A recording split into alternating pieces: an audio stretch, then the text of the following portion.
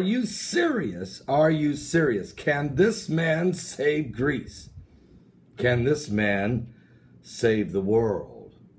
Alexis Tsipras, the Prime Minister of Greece, staring down a potential disaster of biblical proportion as Greece voted no by a 62 to 38% to the austerity measures bailout offer by the Eurozone that absolutely was unattainable. And the people of Greece said, we can't live under those conditions. Conditions that were raising their retirement rate over 70. Conditions that said their taxes would be 51% to help pay off the debt. Conditions that would cut their retirement packages that they already had, that would slice into their entitlement plans. Conditions that would leave a nation of people under bondage for many years. They said no. But here's the problem. They haven't done things right for years. They've only collected literally 11% of the taxes that people owe their government. They have retired at ages 50 and 52 for years with huge benefit packages. They have been a nation that has been living off the fat of the land produced by the hardworking Germans and the British and other European nations. And now it's time to pay the piper, and they don't have the money to pay, and they don't have the will to cut it. But what they do have options that could be leave the Eurozone on their own and go and team up with the Russians or the Chinese or both. So Greece is in a membership in Europe's joint currency, is faced an uncertain future today, with the country under severe pressure to reach a bailout deal with its creditors as soon as possible after the Greeks resoundingly rejected the notion of more austerity in exchange for aid. What the people did by voting no to the plan they were offered was empower this man, Alexis Tsipras. Could he be potentially a candidate to emerge as the Antichrist of the world? You say, Paul, that isn't a ridiculous statement. No, it's not. First of all, he is an avid atheist.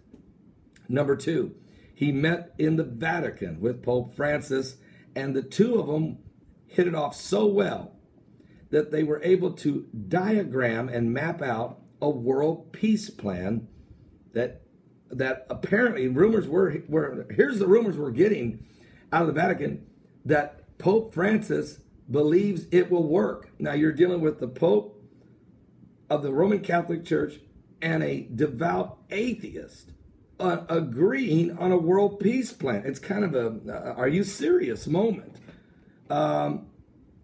Alexis Tsipras, because he is from Greece, and the Grecians were at one time in the Ottoman Empire under Turkey, puts him in a position as far as his location's concerned, but yet part of Europe.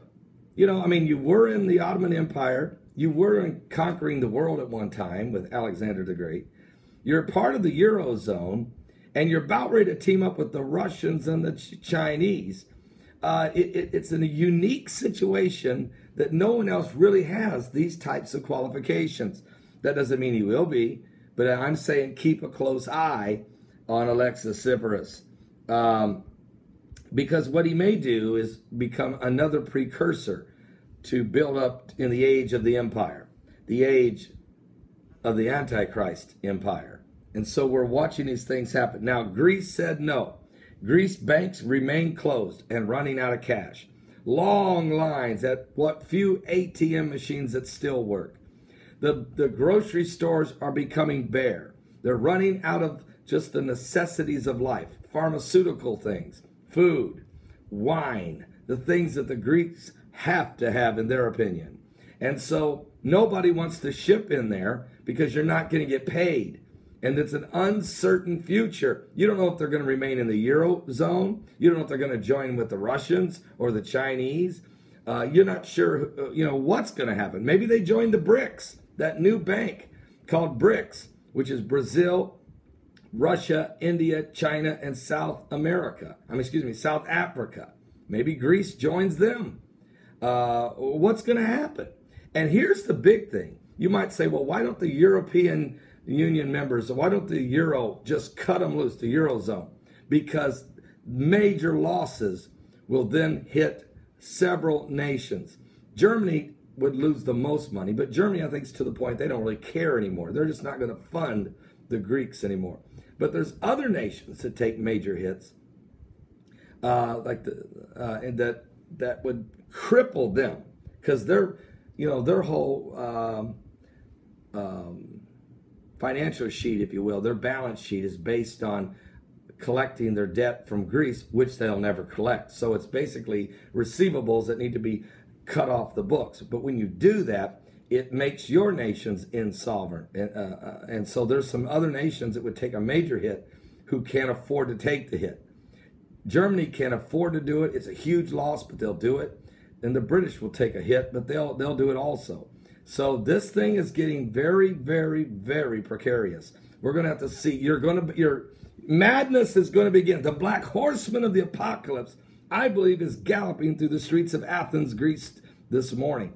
And we will wait and see what shakes out in the next 48 to 72 hours, folks. It could get very dangerous there as goods and services begin to collapse if something doesn't happen soon. What will this man do? Alexis Tsipras, the Prime Minister of Greece.